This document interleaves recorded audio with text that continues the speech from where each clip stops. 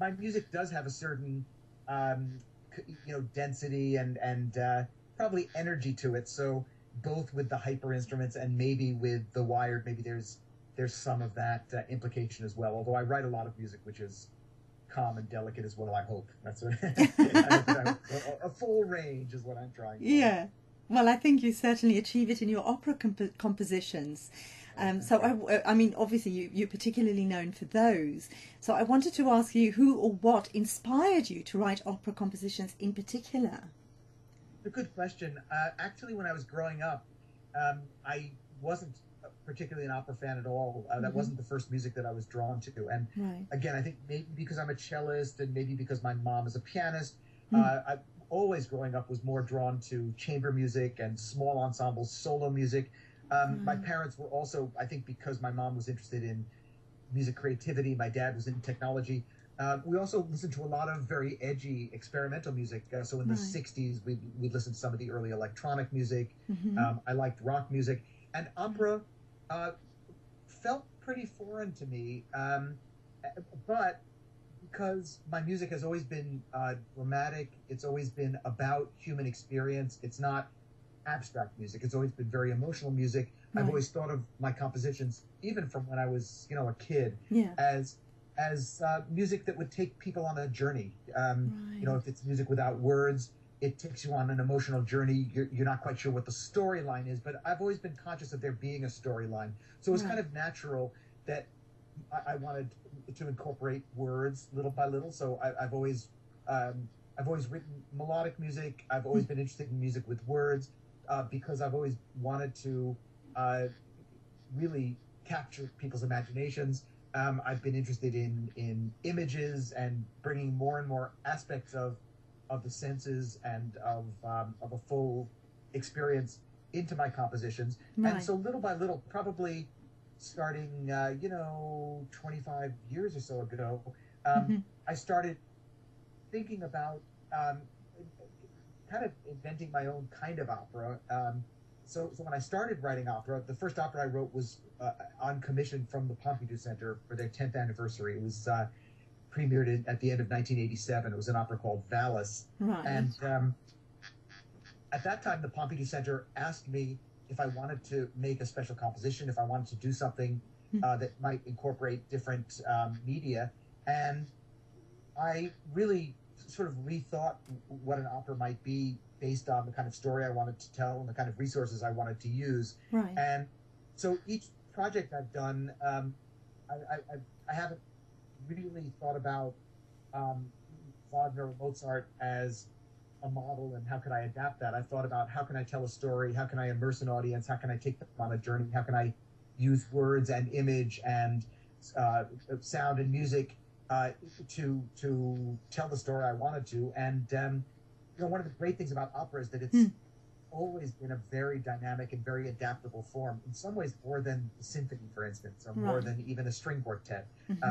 Opera has been, opera just means work, and it's always been a form where composers in their time have taken the resources around them and told stories with music at the core. And so I've actually found it a very liberating form, and it's allowed me to write different operas, which each one of them, in terms of the resources it uses and the way it sounds and the way it tells the story and the way it looks, has been appropriate to the story that I've wanted to tell, and they're really quite different from each other, and it's been a great form to create in, I think.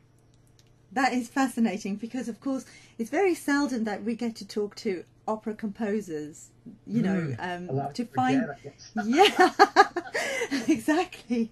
So to find out, how they create it, because, sometimes when I talk to people who have never been to an opera, for example, they can't understand how, as an artist, you even learn it. So imagine writing it, I know it's true, but I think a really good thing for people to remember is that, of course, all of these musical forms are alive because people are passionate about them and people want to make new ones. And I really do think that because opera's always been a hybrid, you think of Wagner's idea of Gesamtkunstwerk, that opera, like film, is a way to bring all the media together. Right. Opera is exciting because music is what holds it together, and I actually think that that opera is a very active and dynamic form right now, particularly in a place like London, where you have the Covent Garden, the Royal Opera House, putting on an opera about Anna Nicole Smith's life, and Right.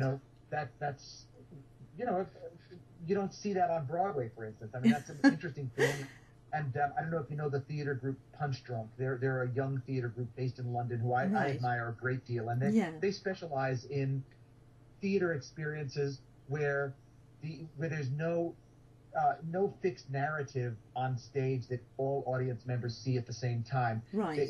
They make theater experiences where the audience has to wander through complex spaces like a warehouse, and each audience member has a different experience. Right. So they directed an opera with the English National Opera this last year. Yeah. And I think opera is a very interesting place to make new work right now, and so it's very alive and well, and I'm happy to be working in this medium. And we're happy for you to be there. Thank you. It's wonderful, yeah, because I've listened to all your operas and they are fantastic, and hopefully, you'll come back and talk to us about all of them. But I just wanted to ask you also, in order to be able to write for singers, does that mean you needed to study a little bit of singing or voice? That's a really good question. I think that definitely to write for any instrument, but particularly for voice, you have to understand it from the inside. And I guess I always think, this may be a bit of a perverse thing to say, but I always think that it's an advantage to be quite good at something, but not too good at something. Okay. I think if you're too good, if you're, for instance, if I love singing, and I'm an okay singer, but I'm not, I have no pretension to being a professional singer. In fact, I've got 2 teenage daughters, and they're pretty finicky about singing. I'm always a little self-conscious to sing around them because they're very picky about singing. Yeah. So I think if you're too good at something, then often you don't understand the difficulties and the limits, and you just have to think about how something works. Right.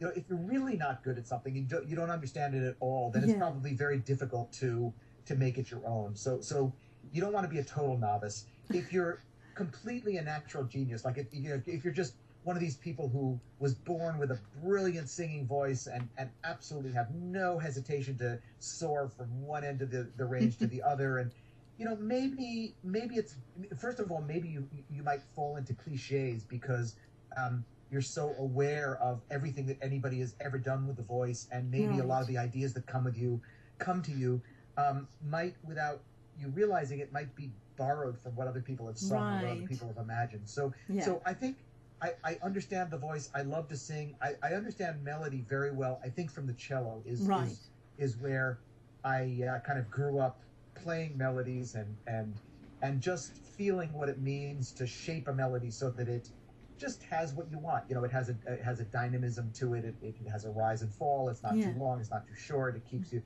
all those kind of things. And I think I know just enough about the voice to imagine and to feel what it would be like for somebody to sing my melodies, but not too much so that I take for granted, I don't know. I think I don't know. I think I can think freshly about the voice and push it in slightly new ways, and also be very aware of what's difficult and not. I think I'm not afraid to make things challenging when I need to, but also know where to lay off, and So anyway, I guess that's.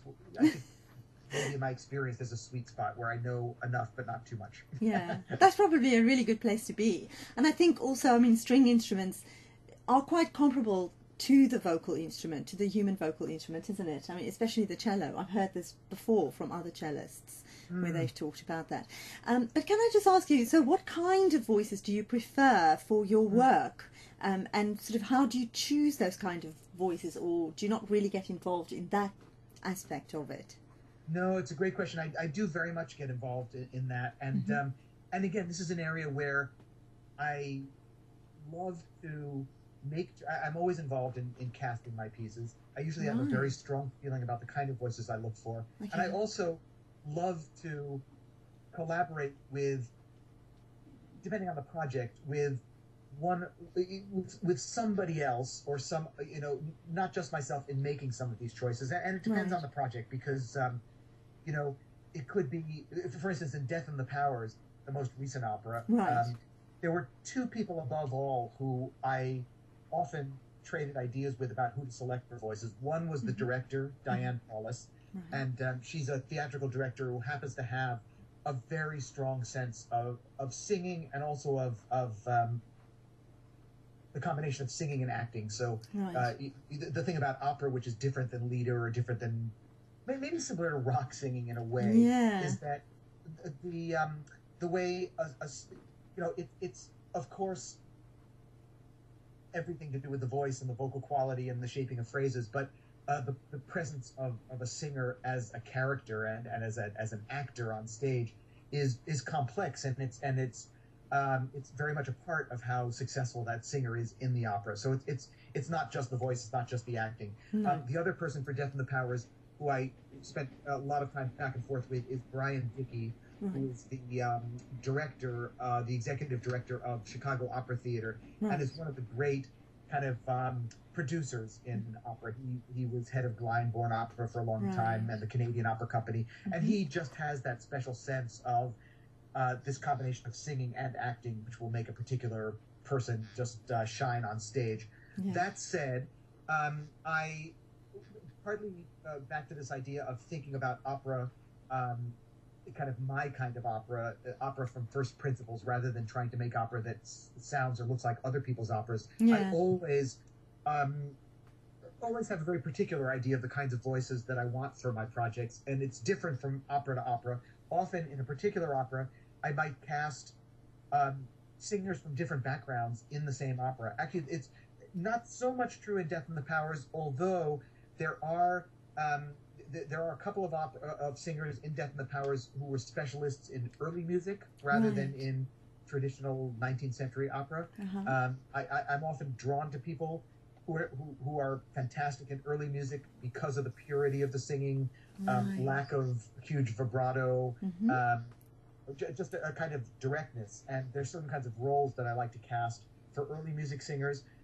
Sometimes I look to people, I love casting people who are either leader singers, or even, I always look for people who know how to sing rock music, although Right.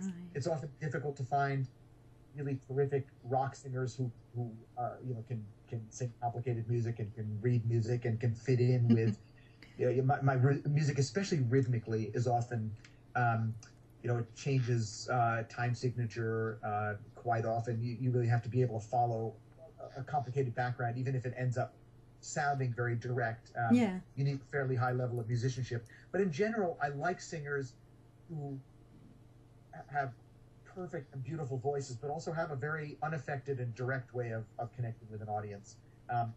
Some opera singers absolutely have that, but a lot of opera singers have trained to Right. project in a very, very large hall, Yes. 2,000 plus audience members, Mhm. unamplified, and often to project in that environment, you have to exaggerate everything you're doing. I'm not saying this is a criticism; it's just part of the profession. The Yeah. greatest opera singers know how to project in that kind of superhuman way and still remain very simple and direct. But Right. for me, a lot of that kind of projection leads to to a musical sound, and also to a kind of acting technique, which often doesn't suit what I'm looking for. So I like people who have this beautiful voice, and also a very simple, direct, just a way that you almost forget that they're singing when they're on stage. Yeah. And I'll look anywhere I need to find that kind of singer. That's fantastic. That's really, really interesting, because, of course, I think, sometimes you speak to people, as I said before, who have never been to an opera and stuff, and that's what they feel uncomfortable with. The huge Yes. voices, So it's fantastic to find someone like you, who is a composer of opera, and are looking to other voices to fit in with the opera. That's kind of really refreshing to hear.